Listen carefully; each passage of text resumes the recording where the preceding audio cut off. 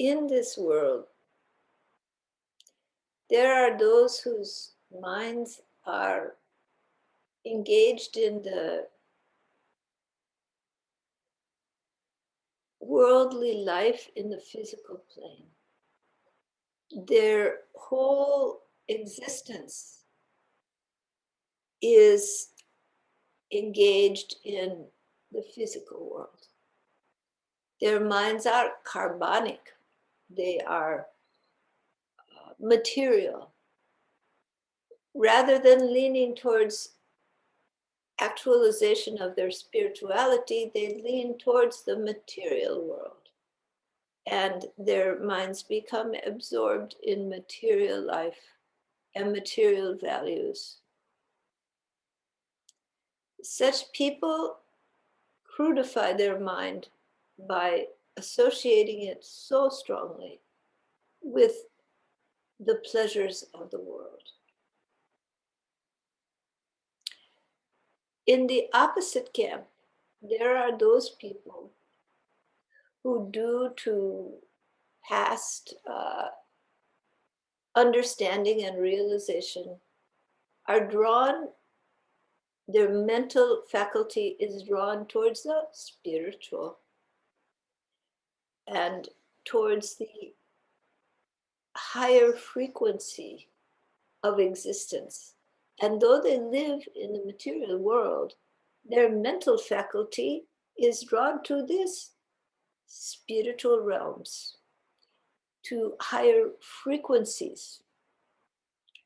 And for those souls who have deeply dedicated themselves, have deep, deep, total yearning to realize the great, their own vital psychic force gets merged into the cosmic psychic force.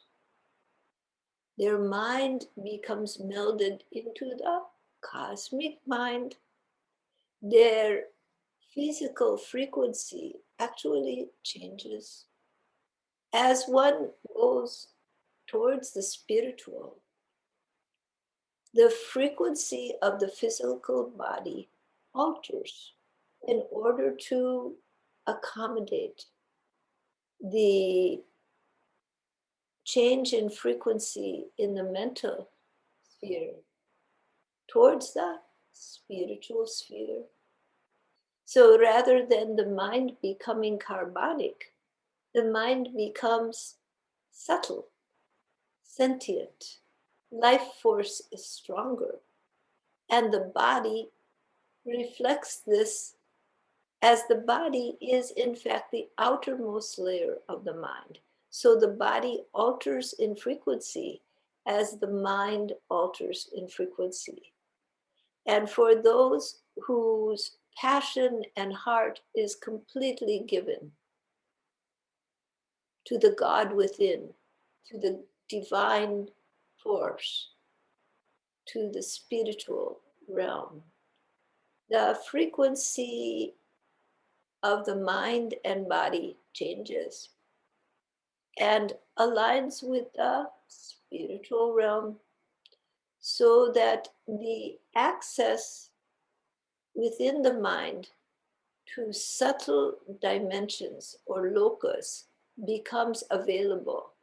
The subtle realms of mind, the intuitive realms, and the cosmic realms of mind become accessible and known to the conscious mind, so that the Vijnanamaya kosha, the knowledge body, the knowledge of past, present, and future, comes to exist within the sphere of knowing.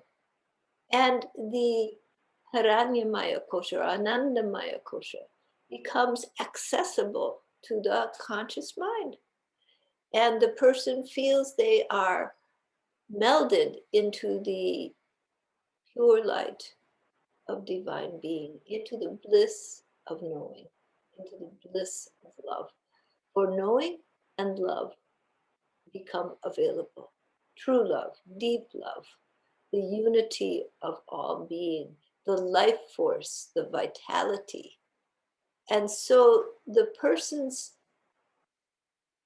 energy field becomes filled with this life force and this vitality. The frequency of the physical body actually alters and becomes of a higher frequency.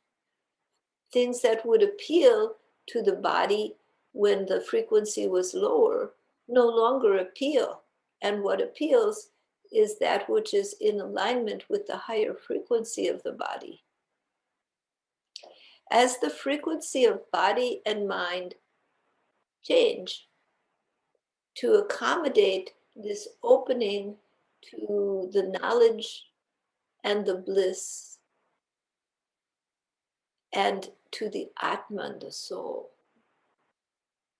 and ultimately the Paramatma, the cosmic soul, the cosmic consciousness, the cosmic awareness.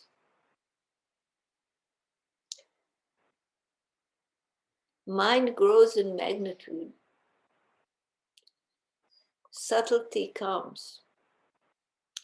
Therefore, those beings who have realized these subtle states of being and whose actual frequency in terms of their mental function and their physical bodies has altered. People around them feel that alteration and they're drawn to them, to the bliss of that alteration. So the great gurus, the great spiritual saints and sages of the past have had this type of alteration in their psychophysical existence to incorporate the subtle realms of spiritual existence. And the cosmic consciousness, the cosmic mind becomes aligned, is able to pour through this higher frequency vehicle. And so, in such beings who have established themselves in this, there is no difference between their physical existence and their spiritual existence. All changes in frequency. And many times a sweet smell is there around these masters. But what is a certainty? There is bliss because people feel the higher frequency and therefore they feel the bliss. It affects their own koshas in their mind and they're drawn to the subtler realms. But more importantly, it not only affects the particular individual who will come physically close to them because the physical universe is altered around such a form.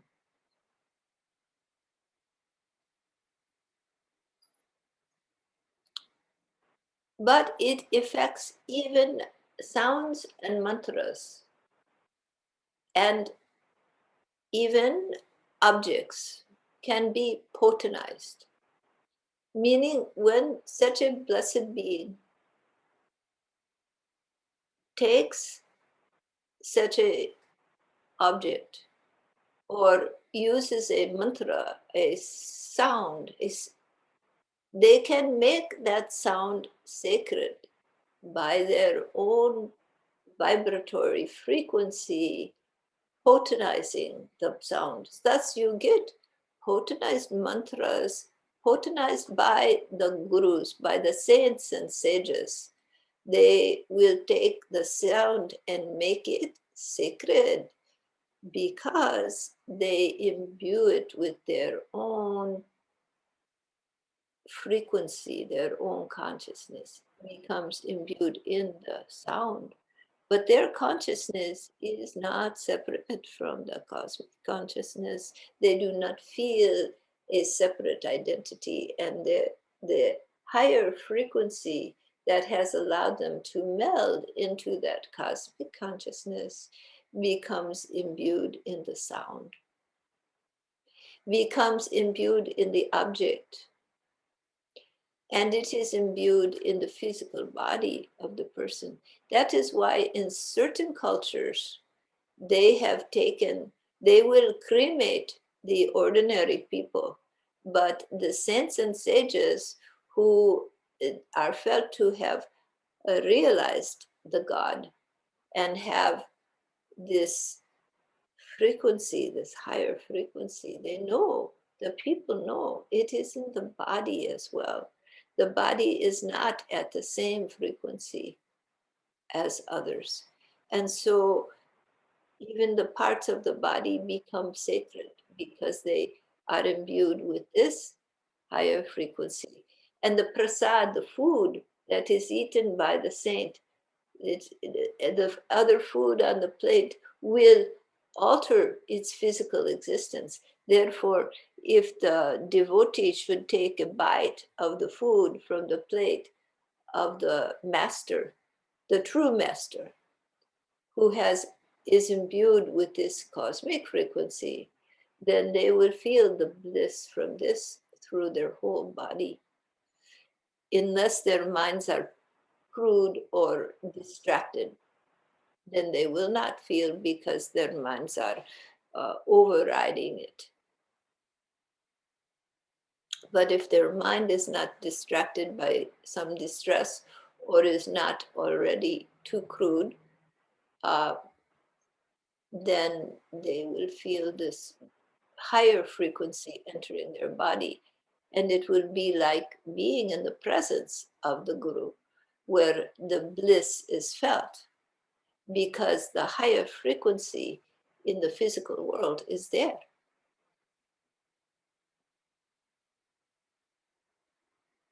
Because there is that alteration in the physical world to accommodate the spiritual realm coming close.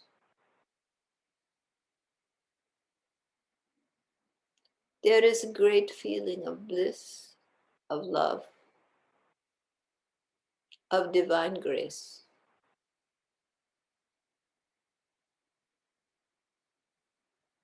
And blessings come to all. Healing comes to many.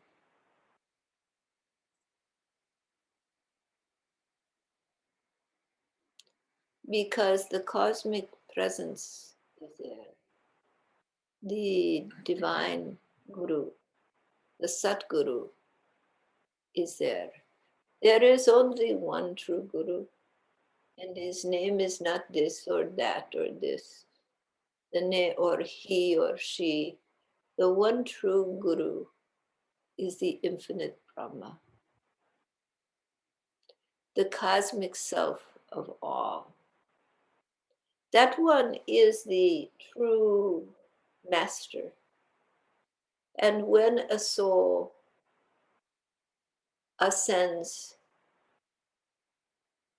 there is a surrender of all individual desires and karma to that great love, that infinite existence,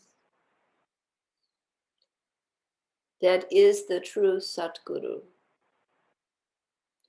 And the Satguru, when that surrender is complete, can take manifestation in form. And thus, the great masters have walked the earth, being embodiments of the Satguru. Not only in India and in Indian or Tibetan traditions, but in the traditions of all peoples around the world.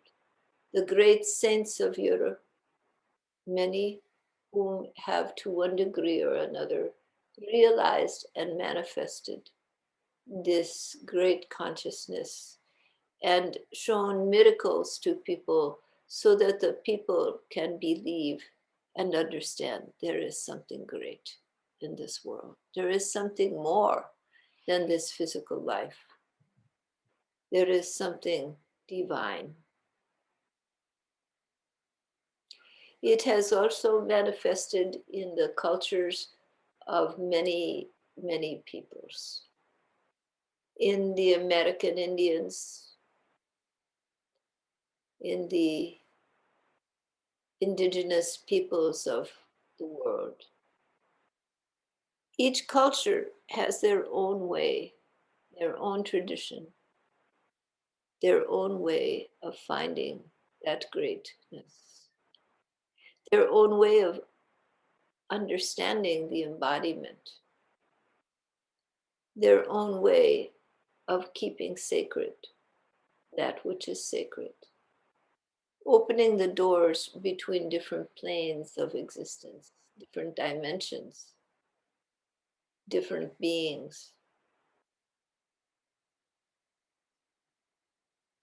But despite the uniqueness of each and every culture and way that people in different parts of the world may understand and bring themselves to this cosmic existence,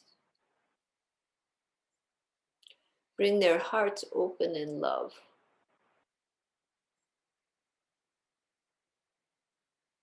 and turn to that spiritual essence rather than to the material world for their soul journey.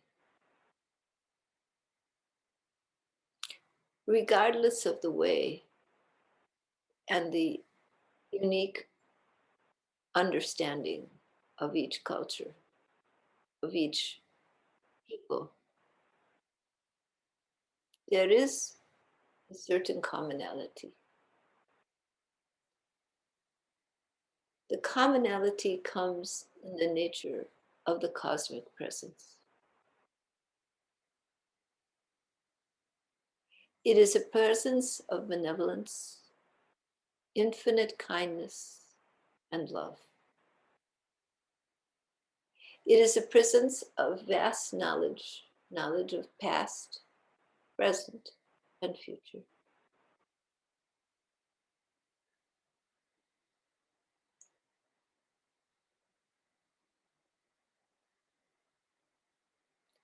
And for all those saints and sages who have truly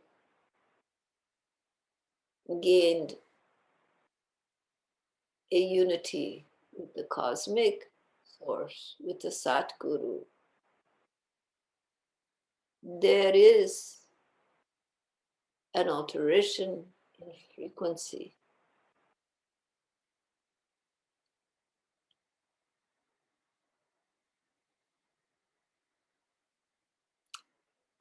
Be they shamans,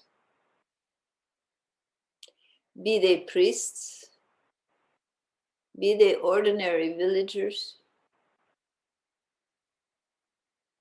be they yogis. These things remain the same. And from that comes the empowerment of sound and the ancient mantras. From that comes the empowerment of objects and the sacred objects. But depending upon the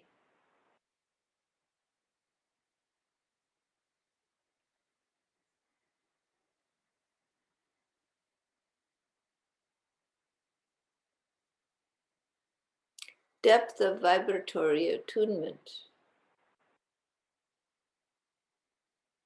this empowerment will last for different lengths of time, and it will slowly fade as the years pass. Though with some, it lasts very long.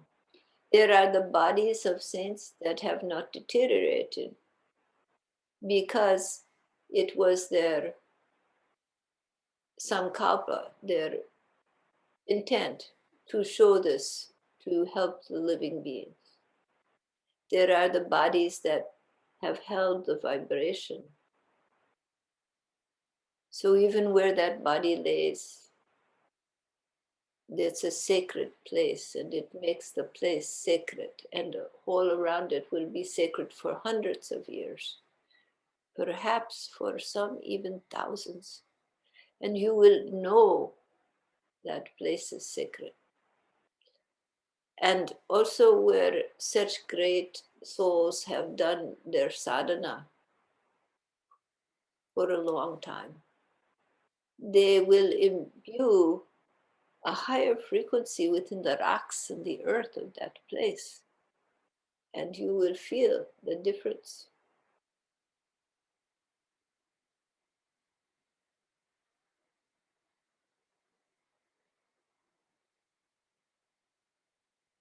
It has even come to pass in some cultures that great souls have taken forms other than human. They have indeed taken forms as rocks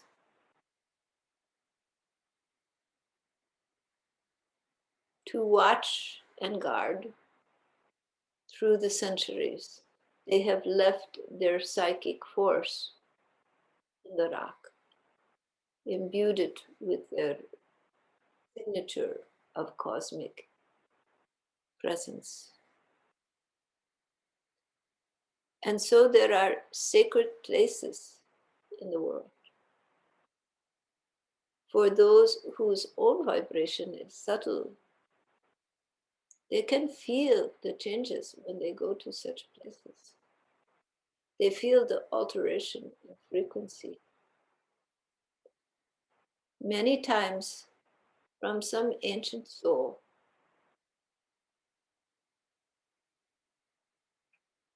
who imbued it with their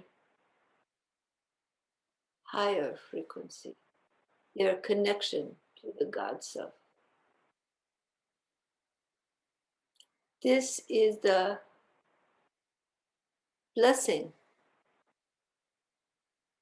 and it to show the path to living beings, to freedom from identity with material existence, and knowledge of their own unbound, free, infinite nature that lies in the love that is the substance, the awareness, the consciousness of all that is.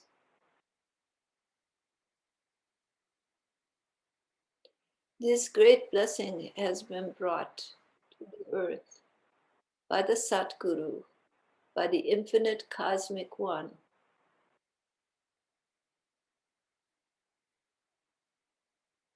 whose great compassion and love for all living beings has sheltered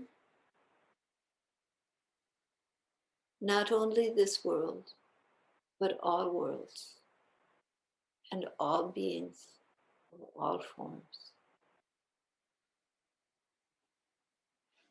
And as they grow in awareness, in knowledge, in frequency change, all beings come to that farther shore, that home of homes,